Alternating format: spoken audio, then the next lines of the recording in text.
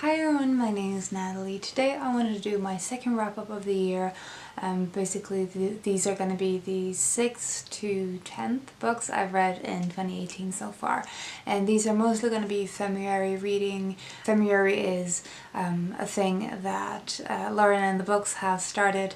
Basically the idea is that you read books written by women or about women. In the month of February I've tried to sort of prioritize reading books that are by women. So the only one that isn't by a woman is the one I'm going to talk about first, and that is Charles Elwood, or The Infidel Converted by O.A. Brownson. And this is a book I talked about in my previous video, which was called Follow the Path. And the video where I talk about this book is basically the way that I came across this book. I read The End of Mr. Y, which led me on to another book, which led me on to this book. So I talked about that experience and sort of connecting the dots between different works and the references that writers do to other writers in that video, which I will link in the description. It was published in the middle of the 1800s, so it is a Victorian work from the Victorian era. So it's about an atheist man who was a Christian as a young boy, but he sort of lost his faith when he started to question things regarding religion and Christianity in particular. And he lives in a very small town, and he is sort of constantly meeting with people who are trying to convert him into Christianity. So the book is sort of a compilation of dialogues between him and other people, and basically him and other believers, and their various sort of interpretations of religion and the important things in Christianity. They all have different values and different sort of ideas of what is important in being a good Christian, or their view of God's existence in the world and God's relationship with humans. I am an atheist myself, but I really enjoyed sort of exploring this topic through a fictional work. It also sort of discusses things like belief and our wish for something, evidence for something that we want to believe in. The main character is talking about wanting to see some evidence that God exists. This book is a really interesting exploration into the different ways that religion can be formed, and also talks about bigger questions like humans' existence, the universe, and reasoning, logic, and so many different themes in this book that I found really interesting and fun reading experience, because it had me thinking quite a lot. And I found there were a lot of details in the book that I had to mull over for a while. So yeah, I really enjoyed this book. And it was kind of surprising, so I'm really glad I picked it up. Next up, I read two memoirs recently, or the beginning of the month, I think. First up, we have Winter Season by Toni Bonsly, and the subtitle for this is A Dancer's Journal. So this was published in the 80s, and it's basically follows a woman who works as a ballerina, a professional ballet dancer, and it follows one particular season that she works, and talks about her actual like dance practice and various different preparations for big shows that they put on, working with a famous ballet company and a very famous choreographer.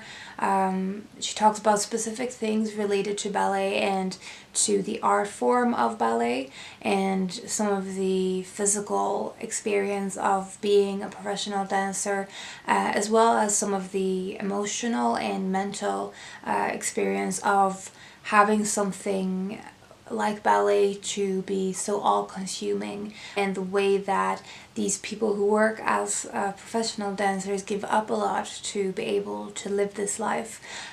So she talks about some of her frustrations and her insecurities, and sort of how she views her future as well.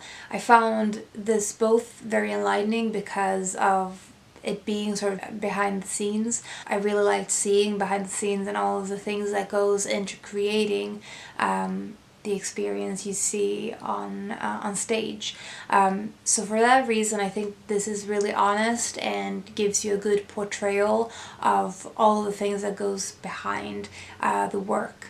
It's very striking, the contrast between the sort of the lightness of step and the grace and elegance that you see on stage versus the all of the work that goes behind every move, the strength that is required physically.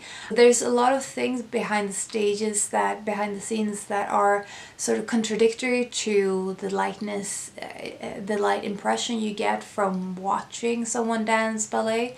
The hard work made to look easy, basically. So I really enjoyed this, and I found also Toni Bonsly's writing to be, there's something in her writing as well that really appealed to me.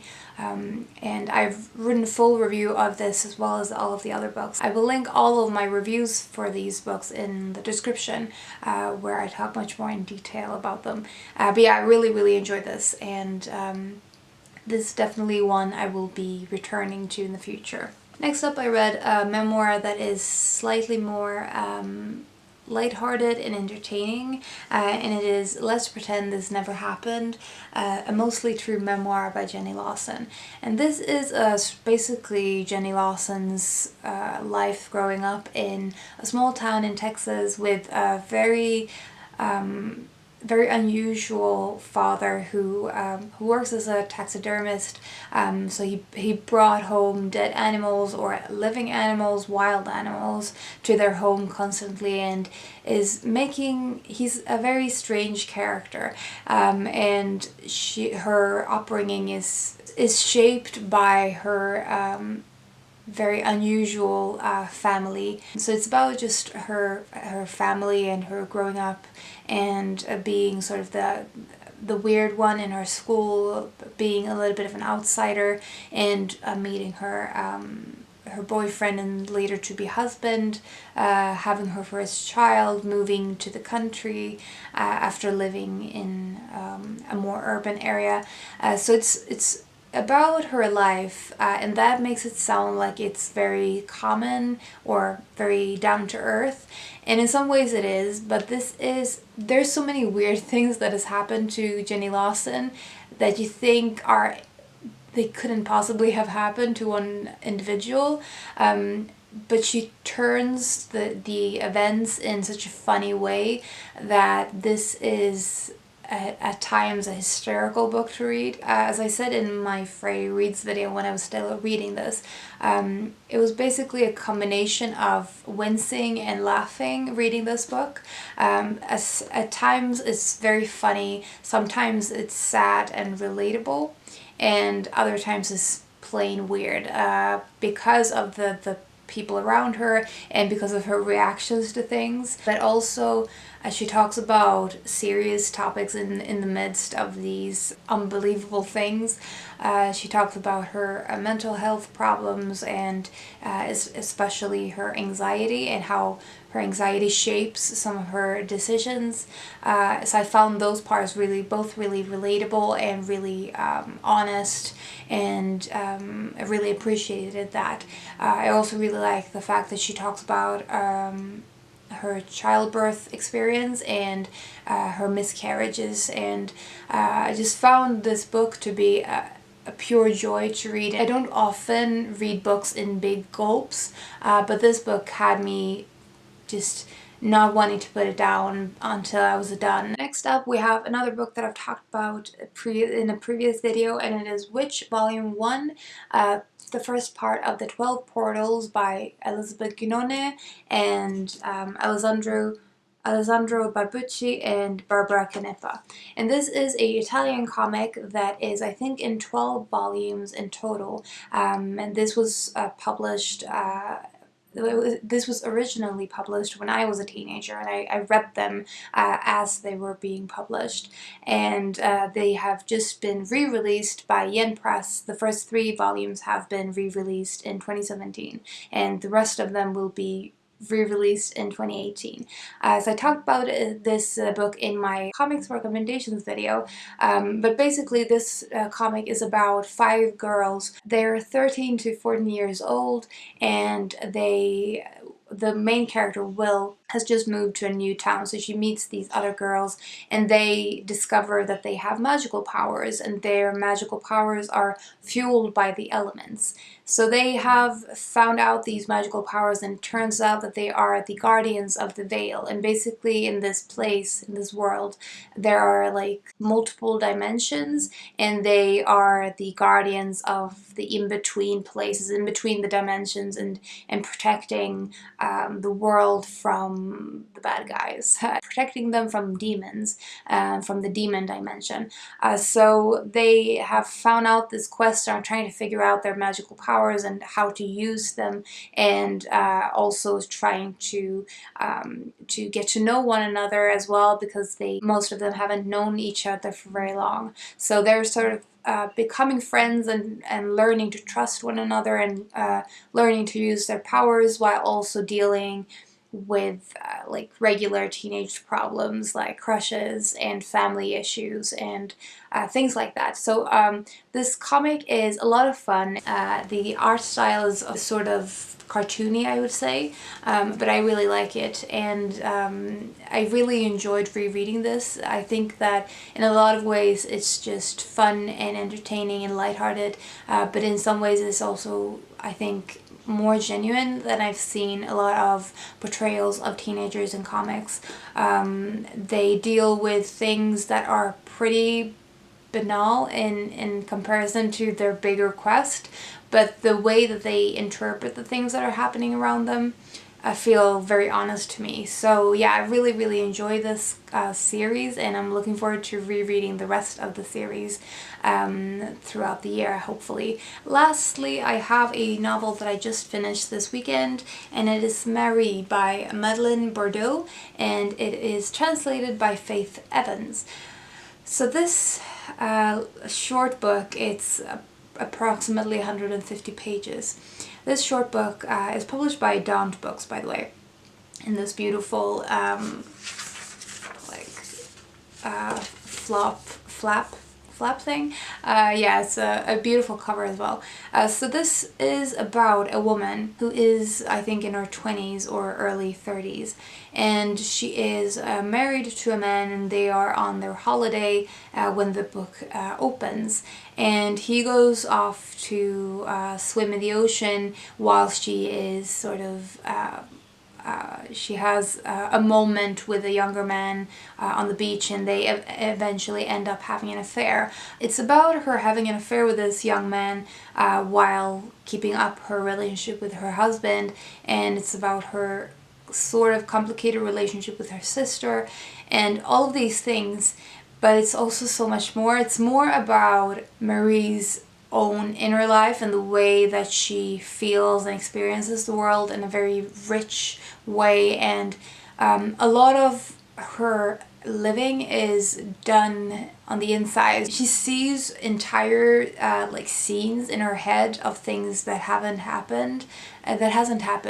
Entire conversations run through her head. In my review of this, I said that it sort of reminded me of Salinger's way of capturing a simple like second of time, the sensory experience of that single moment and the emotional experience of that moment. In Salinger's short stories, especially in the short stories in 9 stories, there is something about capturing a single fleeting moment that I haven't really seen many other authors do, and I found Madeleine Bordeaux really succeeds in doing that, and in doing that throughout this novel, capturing a little things that don't necessarily mean much on their own, but just builds up a really vivid portrayal of Marie.